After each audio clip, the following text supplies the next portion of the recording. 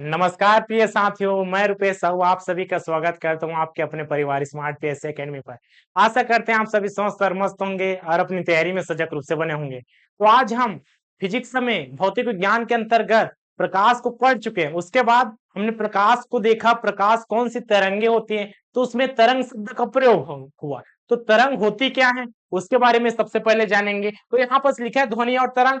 तो तरंग के बारे में यहाँ पर आपको देखने को मिलेगा। तरंग होती क्या है, किस प्रकार से इसका जो होता है मतलब उत्पन्न होता है, कह सकते हैं जैसे कि पानी में पत्थर डाले हुए डालते हैं, बिल्कुल बेशक है। पानी में पत्थर तो डाले हैं, तो उसमें जो लहर, देखिए तरंग से क्या बना। तरंग का शाब्दिक अर्थ होता है लहर। इसका साफ साफ एग्जाम्पल नॉर्मल साधारण भाषा में क्या कह सकते हैं, पानी में हमने पत्थर डाला तो उसमें पानी तो पत्थर तो गया, ठीक है, किस प्रकार से गया उसको भी देखने को मिलेगा जी। तो तरंग सबसे पहले देखेंगे। उसके बाद तरंग होती क्या है, किस प्रकार से होती है, क्या इसके भी कोई प्रकार है। तो जिल्कू इसके दो प्रकार होते हैं, कौन कौन सा, पहला है यांत्रिक तरंगे और दूसरा विद्युत चुंबकीय तरंगे। और इसी कड़ी में हम देखेंगे ध्वनि। ध्वनि कौन सी तरंग है, तो ध्वनि होता है जी अनुदैर्घ्य तरंग। ये अनुदैर्घ्य तरंग होता क्या है। अब देख हमने तो दो प्रकार देखा तरंग का, यांत्रिक और विद्युत चुंबकीय तरंग। तो यांत्रिक तरंग के भी दो प्रकार होते हैं, एक पहला होता है अनुप्रस्थ और दूसरा क्या, अनुदैर्घ्य। तो इसी के बारे में देखते हैं जी। और ध्वनि जो हम बोल रहे हैं आपको सुनाई दे रहा है, बिल्कुल सुनाई देगा जी, क्योंकि हम बोल रहे हैं। हम चुप हो गए मतलब चुप नहीं, हमने बोला लेकिन हल्के स्वर में बोला, क्या सुनाई दिया, नहीं दिया। तो इस प्रकार से ध्वनि की आवृत्ति कितनी होनी चाहिए जो हमें सुनाई दे। जोर से बोलेंगे लाउड स्पीकर तो कान का पर्दे फटने लगता है, तो उसी को क्या बोलेंगे, उसी को श्रव, अवश्रव और परश्रव। तो इसका डाटा इंपॉर्टेंट रहता है जी, कितनी हर्ज की आवृत्ति इसमें होता है, इसके बीच में रहेगा तभी हमें सुनाई देगा, कम रहेगा सुनाई नहीं देगा, ज्यादा रहेगा तो कान का पर्दा फटने की संभावना है या फट भी जाता है। इसमें संभावना की क्या बात है, चिल्लाएगा, चिल्लाना तक तो ठीक है, लेकिन भारी आवाज से आपके कान के नजदीक आके एकदम से कुछ बजा देगा तो कान का पर्दा फटेगा कि नहीं, बिल्कुल फटेगा। इसी में देखते हैं, सबसे पहले स्टार्ट करते हैं तरंग के बारे में। तो चलिए तरंग के बारे में देखते हैं। तो तरंग का शाब्दिक अर्थ हमने क्या समझा, देखिए जैसे ये पानी है जी, ठीक है, ये पानी है, ये क्या हो गया जी, पानी हो गया। इसको हमने जल नाम दिया, जल नाम ने दिया तो जल ही है, ठीक है। इसमें पत्थर डाले, ठीक है, ये पत्थर आ गया जी, पत्थर डाले, ठीक है, ऊपर से डाला कहीं से भी डाला पत्थर, चलिए पत्थर को यहाँ पर डाल दिया, ये क्या हो गया, पत्थर डल गया। पत्थर डला तो क्या ऊपर में रहेगा, नहीं, सतह के नीचे जाएगा, नीचे जाएगा। तो पानी में किस प्रकार से होता है, इस प्रकार से देखिए पानी में लहर के रूप में होता है, ठीक है। इसी को एग्जाम्पल के रूप में समझ सकते हैं लहर। तरंग का शाब्दिक अर्थ क्या समझ लिए, तरंग का इसी में देखिए ये पानी में पत्थर डल गया तो तरंग का शाब्दिक अर्थ है, तरंग हो गया जी, तरंग हम पढ़ रहे हैं। तो तरंग का शाब्दिक अर्थ समझ सकते हैं, तरंग का शाब्दिक अर्थ, शाब्दिक अर्थ हमने क्या समझा, लहर। कैसी लहर, इस प्रकार से, क्या पानी बस में होता है, क्या पानी बस में इसका होता है, ऐसा नहीं है। तरंग सिर्फ पानी बस में नहीं उत्पन्न होता, ध्वनि में, प्रकाश में, हर एक चीज में। कैसा जी, रस्सी में, जैसे कि हमने एक रस्सी लिया, खींच लिया, बीच में से उंगली से मारिए, ठीक है, किसी भी चीज से मारिए, उसमें एक तरंग की जगह क्या, तरंग की तरह एक लहर उत्पन्न होता है, उसी लहर को क्या बोलते हैं, तरंग कहते हैं। उसका नाम क्या दिया है, तरंग दे दिया है जी। कैसा, जैसे कि यहाँ पर रस्सी है, ठीक है, कहां पास, यहां पास हमने दो चीज रस्सी लिया और बीच में ऐसा छेड़छाड़ी किया तो ये रस्सी इस प्रकार से, इस प्रकार से, इस प्रकार से होता है, इसको क्या बोलते हैं, तरंग। ये है तरंग का समझने का बेसिक फंडा जी, इसी को क्या बोलते हैं, इसी को बोलते हैं तरंग। याद हो गया तरंग क्या होता है, हमने पानी में समझा, पानी में समझा, रस्सी में समझ लिया, ये तरंग का शाब्दिक अर्थ होता है। अब तरंग के बारे में जानते हैं, तरंग को क्या कह सकते हैं, हाँ, किसी माध्यम में, क्या बोल सकते हैं, किसी माध्यम में उत्पन्न विक्षेप, उत्पन्न विक्षेप, ठीक है। विक्षेप क्या है जी? विक्षेप ही होता है जो बताया ऊपर नीचे जा रहा है, इसमें लहर बना, यही चीज है विक्षेप। अब आ जाते हैं तरंग के प्रकार। तो तरंग के कोई प्रकार होता है? बिल्कुल होता है। तरंग के आपको प्रकार यहाँ पर देखने को मिलेगा। तरंग मुख्य दो प्रकार के होता है। कितना? तरंग मुख्य दो प्रकार के होता है। इसको लिखते कौन कौन सा तरंग? तो तरंग के प्रकार, तरंग के प्रकार आपको देखने का दो प्रकार होते हैं, दो मुख्य प्रकार होते हैं, ठीक है। कौन कौन सा तरंग? पहला तरंग कौन सा हो जाएगा, दूसरा तरंग कौन सा हो जाएगा? तो इसमें ध्यान दीजिएगा, पहला तरंग कौन सा होता है? एक होता है यांत्रिक तरंग और दूसरा होता है अनुदैर्घ्य तरंग। दूसरा क्या? विद्युत चुंबकीय तरंग। इस प्रकार से तरंग के दो प्रकार हो गए। पहला कौन सा? पहला है यांत्रिक तरंग। हाँ, पहला हमने लिखा, चलिए इसमें पहला प्रकार डाल देते हैं जी। इसी के अंतर्गत पहला क्या? यांत्रिक तरंग, यांत्रिक तरंगे, यांत्रिक तरंग पर डाल सकते हैं, ठीक है। और दूसरा कौन सा? दूसरा है जी विद्युत चुंबकीय तरंगे, विद्युत चुंबकीय तरंग। ये दोनों क्या है? दोनों में अंतर क्या है? तो यांत्रिक तरंगे में याद रखेंगे, इसमें माध्यम की आवश्यकता पड़ती है, इसमें माध्यम की आवश्यकता पड़ती, क्या बोल सकते हैं? इसमें माध्यम की आवश्यकता, आवश्यकता, ठीक है। तो इसमें माध्यम की आवश्यकता पड़ी, बिल्कुल पड़ी जी। किस प्रकार से माध्यम? जैसे कि ध्वनि का ले सकते हैं, क्या ले सकते हैं? ध्वनि की तरंग, ध्वनि की तरंग, क्या इसमें माध्यम की आवश्यकता पड़ेगी? पड़ेगी जी। पानी का लहर, ठीक है, पानी का लहर इसमें भी पड़ेगा जी। जल, जल की तरंग, वायु की तरंग, वायु की तरंग, ठीक है। और इसमें माध्यम की आवश्यकता नहीं पड़ती। कौन से वाले में? विद्युत चुंबकीय तरंग होती है, इसमें माध्यम की आवश्यकता नहीं, माध्यम की आवश्यकता नहीं पड़ती जी, आवश्यकता नहीं पड़ती, ठीक है, नहीं होती। किसमें माध्यम की आवश्यकता नहीं पड़ती? प्रकाश, प्रकाश कहां से आता है? सूर्य से आता है। क्या वहां से लेकर यहां तक पृथ्वी में आने में कोई माध्यम की आवश्यकता पड़ी? पड़ी। हाँ, देखिए, एक चीज अगर पृथ्वी के अंदर आ गया तो इसमें तो वायुमंडल रहता है, तो प्रकाश की तरंग इसमें भी आ जाएगा जी। प्रकाश की तरंग इसमें आ गया, चलिए इसमें डाल लिए हमने प्रकाश की तरंग, प्रकाश की तरंग हमने इसमें डाल लिया, ठीक है। प्रकाश की तरंग इसमें डाल लिया तो इसमें आएगा कि नहीं? बिल्कुल आ जाएगा जी, इसमें भी प्रकाश की तरंग आ जाएगा। प्रकाश की तरंग जब पृथ्वी से बाहर है तब। अब प्रकाश में कौन कौन सा? दृश्य किरणें, दृश्य तरंग, इसमें दृश्य विकिरण, विकिरण, ठीक है। और रक्त, और रक्त किरणें, और कौन सा?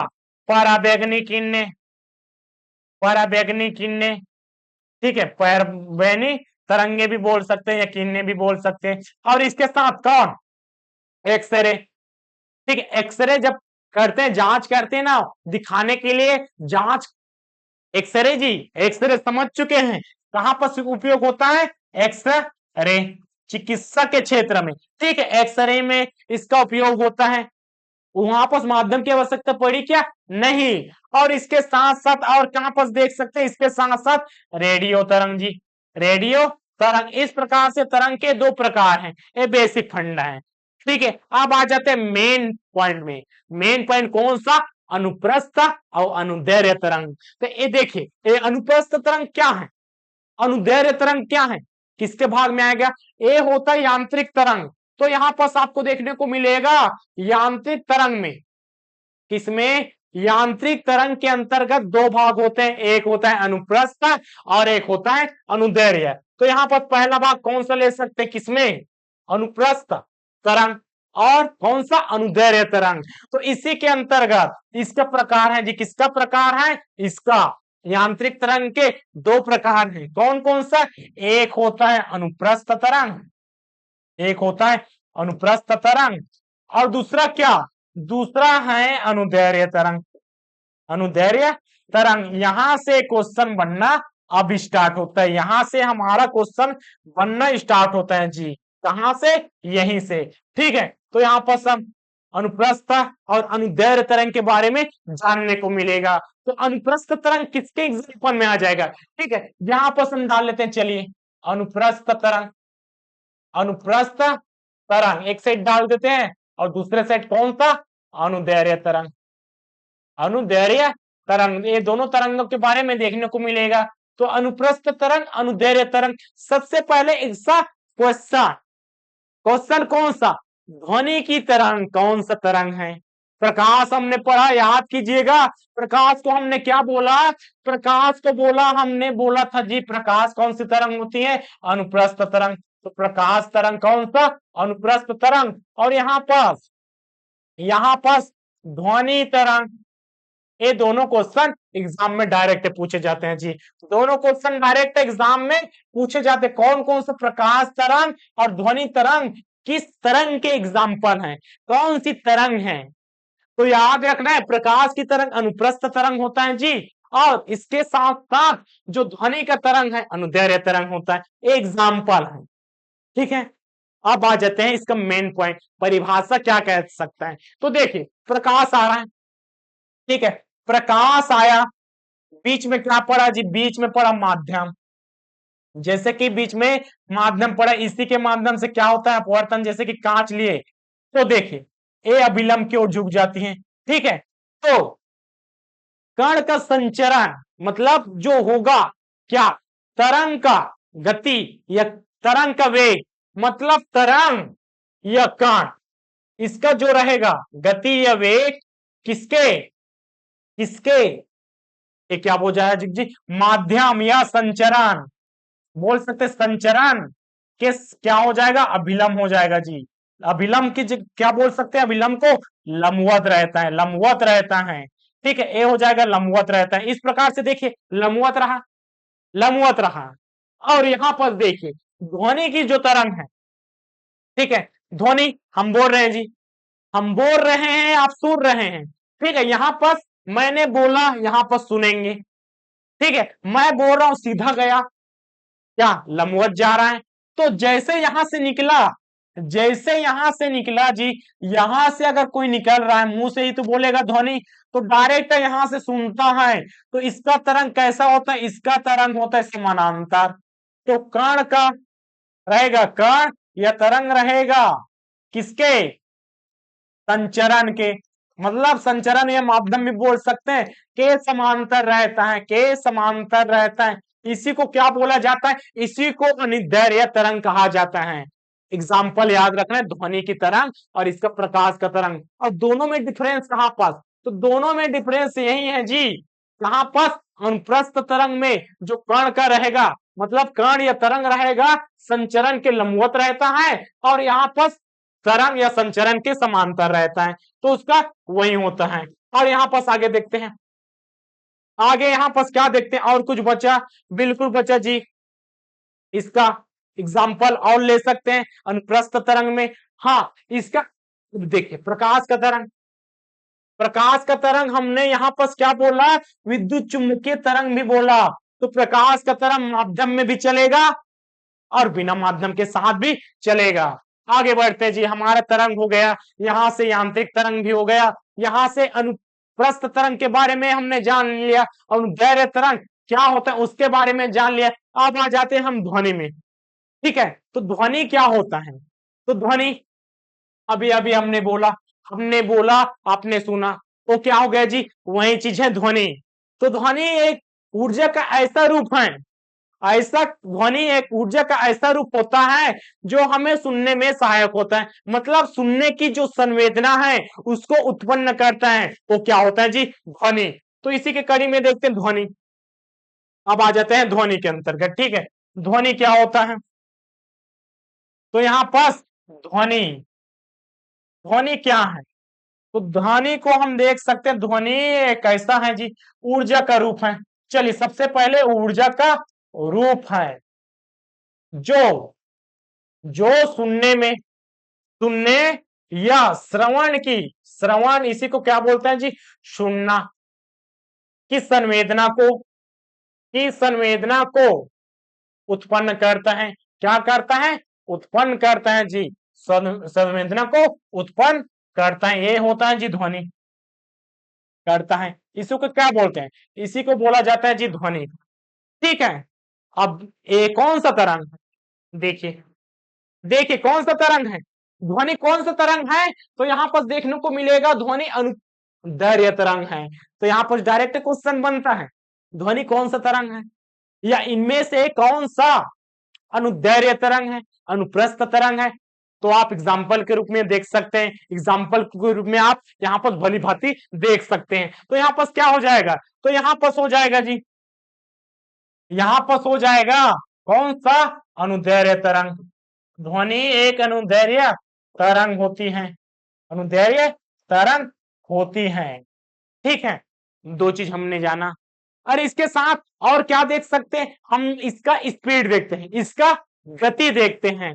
अब ये देखिए, दोनों चीज में देखिए माध्यम की आवश्यकता पड़ रही है, अनुप्रस्थ अनुदैर्घ्य को, तो दोनों को माध्यम की आवश्यकता पड़ती है। लेकिन प्रकाश, प्रकाश बिना माध्यम में भी गमन कर सकता है। तो इसका सबसे पहले वेग को देख लेते हैं कि इसका वेग कहां पर क्या रहने वाला है। तो यहाँ पर इसका वेग देखते हैं जी। ठीक है, प्रकाश का वेग देख लेते हैं, उसके बाद किसका? सबसे पहले देखिए प्रकाश का वेग मीटर प्रति सेकंड में। ठीक है, प्रकाश का वेग, एक साइड हम प्रकाश का वेग देखेंगे और दूसरे साइड ध्वनि का वेग। ध्वनि का वेग इसको भी हम देखेंगे मीटर प्रति सेकंड में। ठीक है, एक साइड हमने प्रकाश का देख लिया, दूसरे साइड क्या देखेंगे? दूसरे साइड हम देखेंगे ध्वनि का। तो दोनों में अंतर समझते हुए चलेंगे। पहला चीज, प्रकाश कौन सी तरंग? प्रकाश हो गया जी यहाँ पर अनुप्रस्थ तरंग, अनुप्रस्थ तरंग है जी। और ये वाला कौन सा?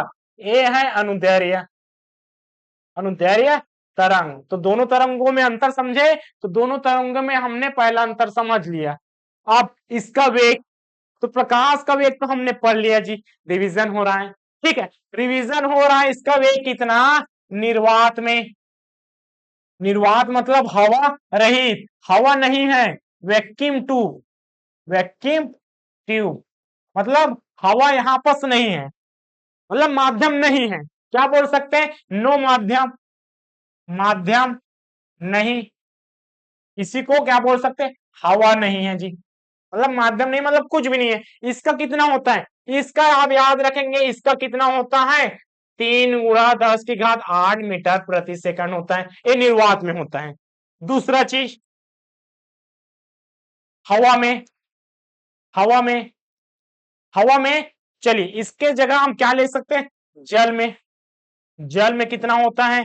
तो जल में याद रखना है, जल में होता है 2 दशमलव कितना? 2.25 × 10⁸ मीटर प्रति सेकंड। ए हमने पिछली क्लास में प्रकाश का वेग पढ़ा था, उसमें हमने देख लिया है।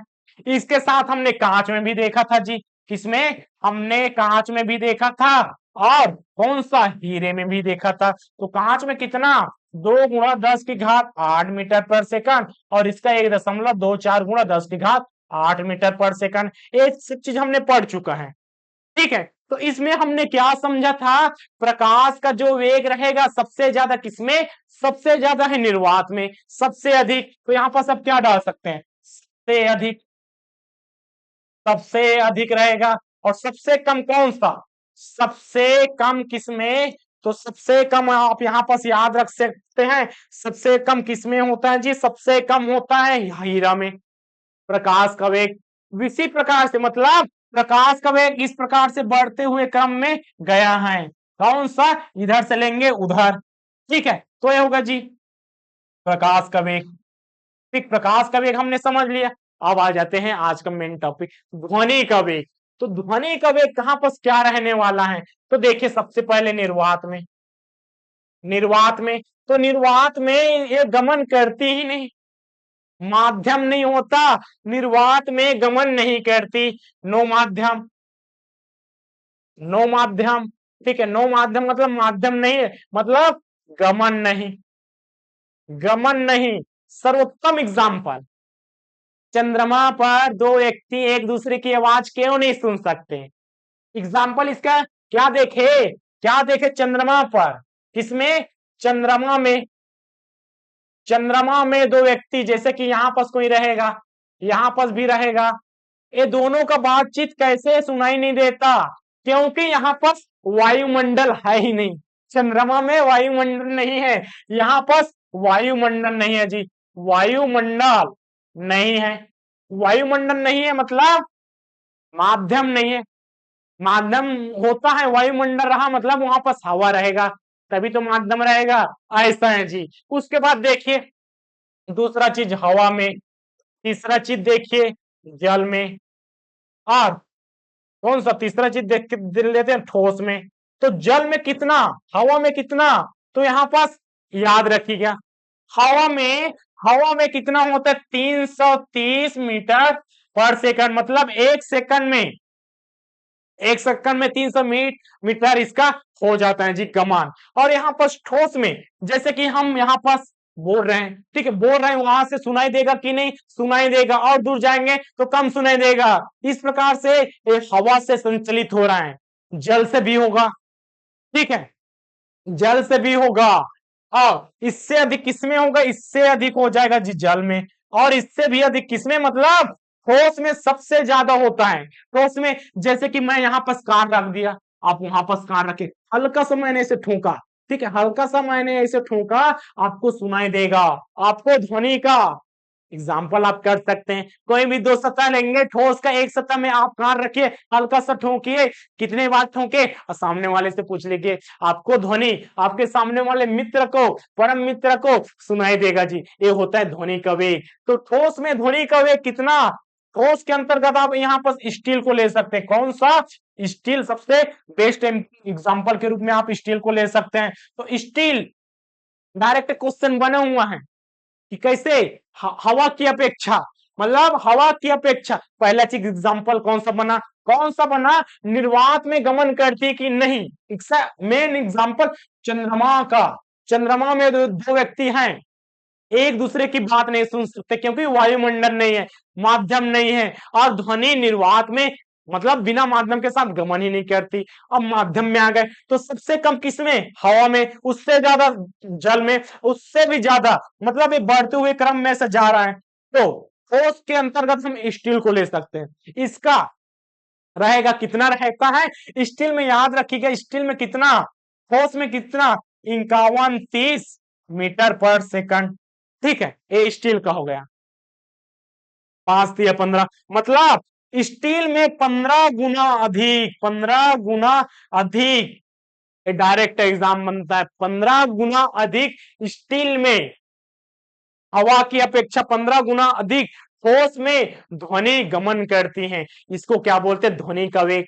प्रकाश का वेग, ध्वनि का वेग हमने समझ लिया। क्वेश्चन कहां से बनेगा? क्वेश्चन यहां से बनता है, प्रकाश का वेग सबसे ज्यादा कम किसमें रहता है? सबसे कम किसमें रहता है? सबसे ज्यादा किसमें रहता है? ध्वनि का वेग सबसे ज्यादा किसमें, सबसे कम किसमें? क्या निर्वात में गमन करती है? जी नहीं, ये ध्वनि निर्वात में गमन नहीं करती। प्रकाश निर्वात में भी गमन करेगी, और किसमें? माध्यम में भी। हमने कहां से देखा? यहां से स्पष्ट होता है जी। इसके अंतर्गत ए वाला प्रकाश, ठीक है, अनुप्रस्थ, और ये वाला देखिए दोनों माध्यम में। ठीक है, हमने समझ लिया जी। इस प्रकार से तरंग समझ लिया, यहाँ पर ध्वनि का क्या समझा? वेग। अब इसका मात्रा डेसिमल, क्या बोलते हैं इसका? मात्रक इकाई को क्या बोलते हैं? डेसिमल बोलते हैं, ठीक है। यहाँ पर अगला चीज देखते हैं, तो डेसिमल क्या होती है? तो यहाँ पास आपको देखने को मिलेगा, जैसे कि हमने यहाँ पास इसका वेग देखा, ठीक है, यहाँ पास हमने इसका प्रकाश का वेग देख लिया, अब इसमें ध्वनि का वेग देख लिया। अब इसकी तीव्रता को, जैसे कि इसका आवृत्ति कितना होना चाहिए, तो यहां पास आपको देखने को मिलेगा डेसिमल शब्द, डेसी डेसीबल, ठीक है, इसको क्या बोलते हैं? डेसिबल। इस प्रकार से डेसीबल। तो डेसिबल क्या है? डेसिबल होता है जी ध्वनि की तीव्रता, ध्वनि की तीव्रता का मात्रक होता है डेसिबल। ध्वनि की तीव्रता का मात्रक क्या है? डेसिबल। ठीक, आगे बढ़े, आगे बढ़ते हैं जी। पहला चीज हमने देख लिया, इसका गति वेग, तरंग क्या होता है। अब ध्वनि का वेग किस प्रकार से होगा, इसकी तीव्रता कहां पर क्या होती है, तो कहां पर क्या होती है? आप आराम से बोलिए। आराम से बोलिए, मतलब फुसफुसाइए। हमने क्या बोला? पहला फुसफुसाना, फुसफुसाहट, फुसफुसाहट करेंगे। दूसरा सामान्य बातचीत कर सकते हैं जी, सामान्य बातचीत। झगड़ा हो गया, दो व्यक्ति में झगड़ा हो गया, बातचीत के दौरान झगड़ा हो गया, तो झगड़ा होगा तो कुछ तो होगा ना, क्या? इसमें हम बोल सकते हैं गुस्से से, गुस्से से। ठीक है, इसमें डेसिमल कितना? तो इसमें याद रखेंगे 20 डेसिमल, डेसिबल। ठीक है, सामान्य बातचीत के लिए कितना? सामान्य बातचीत के लिए वही 30 से लेकर, यहां आप 10 से लेकर 20 बोल सकते हैं, 30 से लेकर 60 डेसिबल। ठीक है, गुस्से के लिए, गुस्से के लिए यहां से 60 से अधिक हो जाएगा जी, 60 से कितना? 60 से 80 डेसिबल। तो सामान्य बातचीत के लिए देखिए 60, लगभग सामान्य बातचीत के लिए कितना? 45, 45 डेसिबल भी लेते हैं उत्तर, और 45 डेसिबल आंसर नहीं रहा तो 60 डेसिमल भी देते हैं जी। तो अलग अलग प्रश्न, अलग अलग क्वेश्चन पूछता है, तो आपको याद रखना है लगभग 30 से लेकर 60 के बीच सामान्य बातचीत होता है। इसी, अगर इसकी तीव्रता इतनी है तब हमें सुनाई देता है। अब सुनाई देगा श्रव्य ध्वनि, अश्रव्य ध्वनि, पराश्रव्य ध्वनि। अब आवृत्ति के अंतर्गत देख लेंगे, इसमें हमने मात्रा, जैसे कि ध्वनि की तीव्रता किससे मापी जाती है? तो डेसिबल। और इसके साथ और भी देख सकते हैं, बिल्कुल देखा जा सकता है जी। ये तो तीनों चीज हो गए कॉमन, तीनों चीज हमने देखा, फुसफुसाहट, सामान्य बातचीत, गुस्सा देख लिया। और इसके साथ और देख सकते हैं, बिल्कुल देख सकते हैं, क्या? इसके साथ हम देख सकते हैं कारखाना, कार, कौन सा? हम देख सकते हैं ट्रक, ट्रक हो गया जी, कारखाना हो गया जी। ठीक है, कारखाना। और सामान्य विमान, जेट विमान, जेट वाला विमान, सांस से मिसाइल वाला रॉकेट ऐसा चलता है ना। तो ट्रक का भी देख लीजिए, इसका लगभग 80 से 95 डेसिमल के बीच। ठीक से, और इसका डेसिबल कितना? इसका आप 100 तक मान सकते हैं जी, 100 से 110, 120 के बीच डेसिबल से होता है। और इसका जेट विमान का सर्वाधिक 150 डेसिबल होता है। तो आपको, आपके लिए इंपॉर्टेंट कौन सा? आपके लिए इंपॉर्टेंट है सामान्य बातचीत। ठीक है, सामान्य बातचीत इंपॉर्टेंट है, कहां रहता है? 40, 45, ऐसा 60 आप लेंगे। ठीक है, अब आ जाते हैं, किसमें आ जाते हैं? अब इसमें 3 प्रकार से बांटेंगे। किसमें? अब ध्वनि को, किसको? ध्वनि को 3 प्रकार में बांटेंगे। ठीक है, चलिए ध्वनि को 3 प्रकार में बांटते हैं। पहला, ध्वनि को हमने 3 प्रकार में बांटा, 3 प्रकार में हम बांट रहे हैं। तो पहला कौन सा? पहला है अश्रव्य, पहला है अश्रव्य ध्वनि। ठीक है, दूसरा कौन सा?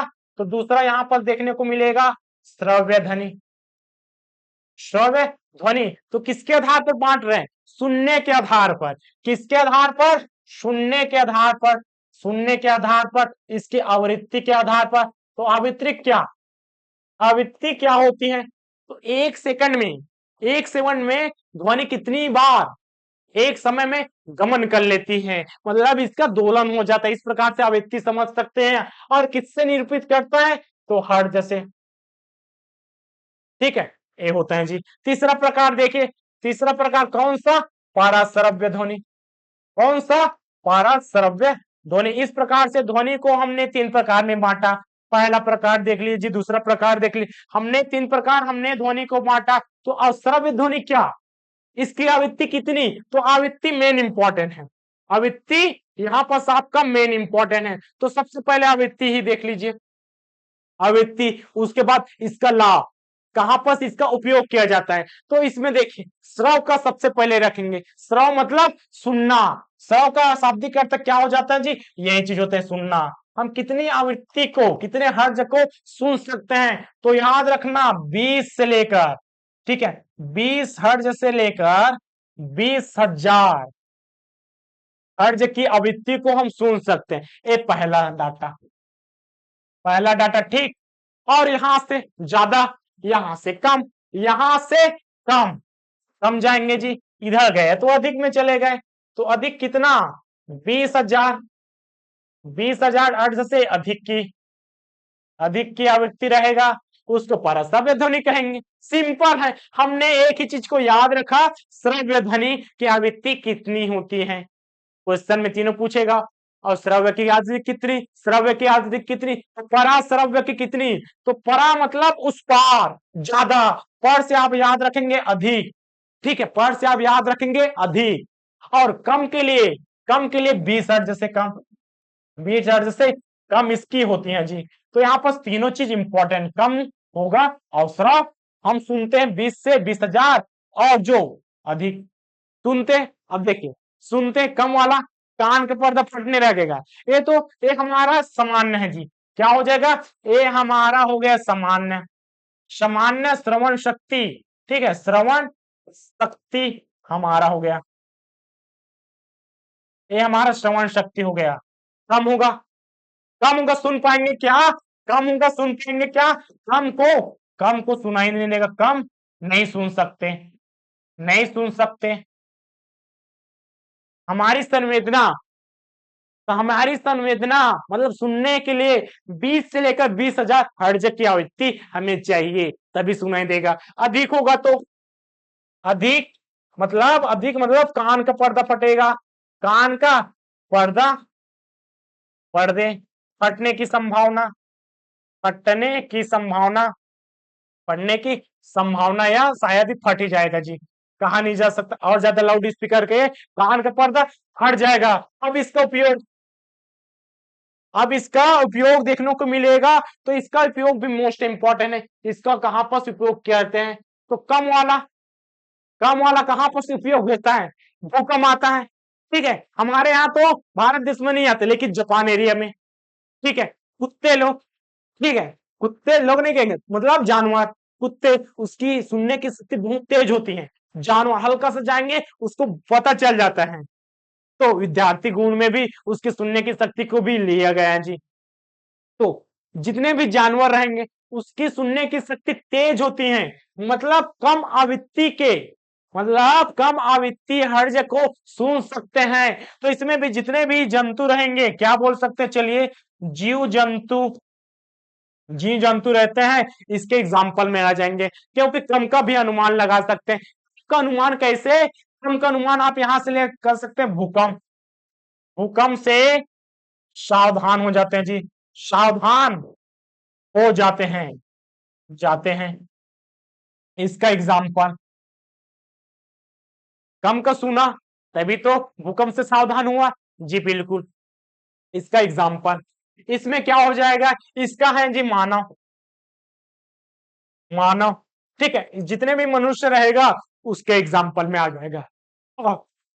अधिक वाला, अधिक वाला देखिए, अधिक वाला ये तो परसव्य ध्वनि है, परसव्य ध्वनि का मतलब है कोई भी बीच में माध्यम रहेगा, जैसे कि यहाँ ध्वनि या तरंग, ठीक है, आप यहाँ पर ध्वनि या तरंग भी कह सकते हैं। यहाँ पर अगर छोटा माध्यम है, इसकी स्पीड आवृत्ति बहुत ज्यादा है, तो इसके तोड़ते हुए, इसको तोड़ते हुए चला जाता है, तोड़ते हुए चला जाता है जी, ठीक है, तोड़ते हुए चला जाता है। तो हमें याद क्या रखना है, एग्जाम्पल, तो इसका एग्जाम्पल क्या हो जाता है, इसमें पथरी का रोग, पथरी के उपचार में, पथरी के उपचार में इसका प्रयोग होता है, किसका, परसव्य तरंगे का, ठीक है, इसमें ध्वनि की जगह आप क्या बोल सकते हैं, तरंग भी कह सकते हैं, ठीक है। तो यहाँ पथरी के उपचार में इसका उपयोग होता है, और इसके साथ होता है, हाँ सोनार में, सोनार याद कीजिए, सोनार, सोनार क्या है, सोनार, ये क्या है जी, नौसेना, नौसेना, जल सेना, नौसेना वही है जी, जल सेना, इसका उपयोग कहां पर किया जाता है, जल में डूबी हुई वस्तुओं, कोई भी वस्तु रहता है उसका दिशा के लिए, उसकी वस्तु की सही जानकारी के लिए, पनडुब्बी के लिए इसका उपयोग होता है, हेतु, ठीक है। और एक चीज, एक चीज सी जी, ठीक है, क्या बोल सकते हैं, ई सी जी, ईसीजी में इसका प्रयोग होता है। तो ईसीजी क्या है, तो यहाँ पास आपको ईसीजी एक चिकित्सा का क्षेत्र है जी, जितने भी चिकित्सा वाले होंगे, चिकित्सा वाले तो कोई भी नहीं है, हम भी नहीं है, तो यहाँ पर सिर्फ उपयोग को समझते हैं, क्या होता है इसका उपयोग, तो आपको देखने को मिलेगा CEG मतलब इलेक्ट्रोकार्डियोग्राम। क्या बोले यहां पर? इलेक्ट्रोकार्डियोग्राम। ठीक है, इलेक्ट्रोकार्डियोग्राम में इसका प्रयोग होता है, के लिए उपयोग होता है। ठीक है, इसके लिए उपयोग होता है। एक क्या होता है जी? हृदय, मतलब हृदय का सही प्रतिबिंब बनाने के लिए, मतलब जितनी भी अवरोध होगा तो इनके हृदय की जो सही प्रतिबिंब बनाने के लिए, सही जांच के लिए इसका उपयोग होता है। तो क्या बोल सकते हैं? हृदय। हृदय का प्रतिबिंब बनाने के लिए, माध्यम को तोड़ते हुए जाएगा, प्रतिबिंब बनाने के लिए इसका उपयोग होता है, बनाने के लिए इसका उपयोग होता है जी। बस इतना ही ध्वनि के लिए। तो सबसे पहले हमने क्या देखा? तो सबसे पहले थोड़ा सा रिवीजन कर लेते हैं। हमने क्या देखा? हमने तरंग के बारे में जाना। तरंग क्या होती है? तो तरंग देखिए, तरंग का अर्थ होता है, सबसे पहले देखिए लहर ही होता है जी। किसी भी माध्यम में उत्पन्न होता है विक्षेप। ठीक है, दो प्रकार का, यांत्रिक तरंग है, विद्युत चुंबकीय तरंग। एग्जाम्पल मोस्ट इंपॉर्टेंट, एग्जाम्पल यहाँ पास मोस्ट इंपॉर्टेंट है, डायरेक्ट क्वेश्चन बनता है। प्रकाश का कौन सा? अनुप्रस्थ। क्योंकि हमने अनुप्रस्थ भी देखा, अनुदैर्ध्य देखा, तो किस प्रकार से रहता है उसको भी देख लिया। आगे देखिए, ध्वनि में देखा, ध्वनि में प्रकाश माध्यम में भी चलेगा, बिना माध्यम के भी चलेगा। और इसका स्पीड, तो स्पीड आप यहाँ पर याद रख सकते हैं, इसका स्पीड भी याद रख सकते हैं, ए वाला। अगर इसको याद नहीं रखना है तो कम किसमें, ज्यादा किसमें। और इसका भी देखिए, कम किसमें, ज्यादा किसमें, तो सबसे ज्यादा स्टील यानी कि ठोस, और माध्यम में तो गमन करती ही नहीं।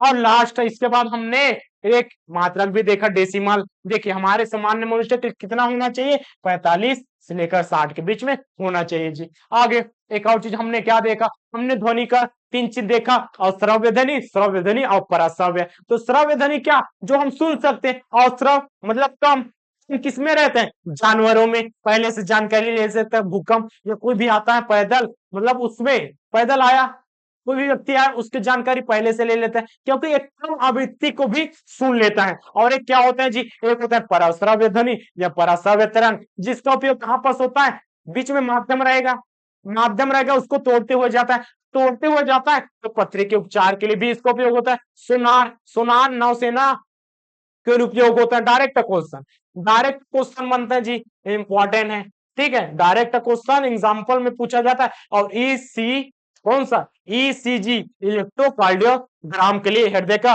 प्रतिबिंब बनाने के लिए, जांच के लिए।